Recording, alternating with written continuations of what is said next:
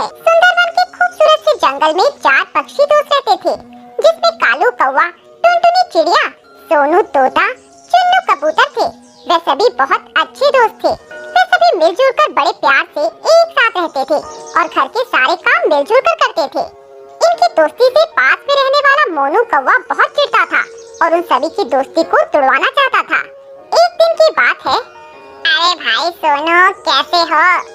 मैं तो अच्छा हूँ, आप बताओ मोनू भाई कैसे हो? मैं भी बहुत अच्छा हूँ। और बताओ आजकल क्या चल रहा है जिंदगी में? कुछ नया नहीं मोनू भाई, बस अभी घर जा रहा हूँ और घर जाकर अपने दोस्तों के लिए खाना बनाऊंगा। कहना तो नहीं चाहिए सोनू भाई, पर फिर भी कह देता हूँ, तुम तो भाई पूरे दिन काम करते रहते हो और तुम्हारे वे तीनों दोस्त कुछ भी काम नहीं करते, पूरे दिन ऐश करते रहते हैं। अरे नहीं नहीं मोनू भाई, ऐसा नहीं है, वे सभी भी मेरी पूरी मदद करते हैं और वे सभी अपने अपने काम में लगे रहते हैं। ठीक है मोनू भाई, अब मैं चलता हूँ, मेरा काम था समझाना, जो मैंने तुम्हें समझा दिया, आगे तुम्हारी मर्जी। ऐसा कहकर सोनू तोता वहाँ से चला जाता है और वह मोनू कौवा भी अपने घर चला जाता है। पर उसके मन में वही ख्याल चल रहा था जो मोनू ने उसके दिमाग में भर दिया था कि आखिरकार जो मोनू कौवा बोल रहा है वह सच तो नहीं। घर पहुंचकर वह अपने तीनों दोस्तों से इस सिलसिले में बात करता है। मैं रोज रोज खाना बनाकर थक गया हूँ और अब मैं खाना नहीं बनाऊंगा। कालू कौवा, टुनटुनी चिड़िया, चुन्नू कबूतर सोनू तोते की ये बातें सुनकर हैरान हो जाते हैं और सोनू से कहते हैं, अरे सोनू, तुम्हें आज अचानक से क्या हो गया? तुम ऐसी बहकी बहकी बातें क्यों कर रहे हो?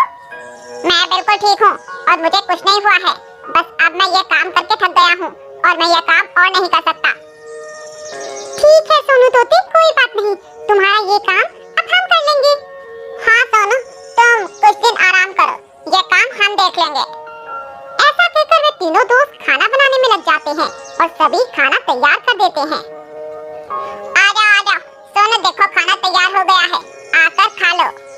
अब वे सभी दोस्त मिलकर खाना खा लेते हैं और फिर अपने अपने घोंसले में सोने चले जाते हैं। अगली सुबह की बात है। आज तो खाना मैं ढूंढ कर ले आती हूँ। नहीं नहीं टुनटुनी, तुम रहने दो, मैं जाकर खाना ढूंढ कर ले आऊंगा, वैसे भी तुम्हें रास्ते का पता नहीं है। अरे खाना तुम ढूंढ कर लाओ या मैं, एक ही तो बात है। और रही रास्ते की बात, तो जब तक घर से बाहर नहीं निकलूंगी तो दीन दुनिया का कैसे देख पाऊंगी? ठीक है टुनटुनी, अगर तुम जाना चाहती हो तो चली जाओ, पर शाम होने से पहले घर आ जाना। हाँ हाँ ठीक है बाबा, आ जाऊंगी। ऐसा कहकर टुनटुनी चिड़िया खाने की तलाश में जंगल में निकल पड़ती है और खाना ढूंढकर वापस घर आ रही होती है कि वह राह भटक जाती है। वहीं दूसरी तरफ वे तीनों टुनटुनी के लिए परेशान होने लगते हैं। अरे टुनटुनी अभी तक क्यों नहीं आई? अभी तक तो उसे घर आ जाना चाहिए था। कहीं कुछ गलत ना हो गया हो? कुछ भी हो सकता है, हमें जल्दी से जल्दी जंगल में जाकर उसकी खोज करनी होगी, कहीं कुछ अनर्थ ना हो जाए। टुनटुनी के ना लौटने पर तोता भी उदास हो जाता है और मन ही मन खुद को दोष देने लगता है। अगर टुनटुनी को कुछ हो गया तो मैं कभी खुद को माफ नहीं कर पाऊंगा। हे भगवान, मेरी दोस्त टुनटुनी की रक्षा करना और उसका ख्याल रखना। अब वो सभी टुनटुनी की तलाश में चले जाते हैं। दूर कहीं अंधेरे जंगल में उन्हें टुनटुनी चिड़िया डरी हुई मिलती है, जिसे देखकर वे सभी राहत की सांस लेते हैं। तभी सोनू टुनटुनी से माफी मांगता है। मुझे माफ कर दो टुनटुनी, तुम्हारी इस हालत का जिम्मेदार मैं हूँ।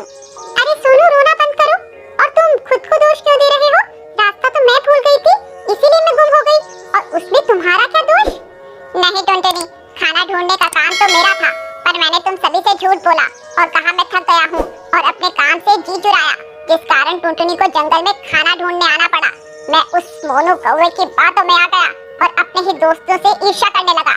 नहीं भाई सोनू, हमने तुम्हें माफ किया, पर हमसे वादा कर कि तू आगे किसी की बातों में नहीं आएगा और हमारी इस दोस्ती में कभी दरार नहीं पड़ने देगा। ठीक है दोस्तों, मैं आज आप सभी से वादा करता हूँ कि आगे से किसी की बात नहीं मानूंगा और किसी की बात पे नहीं आऊंगा।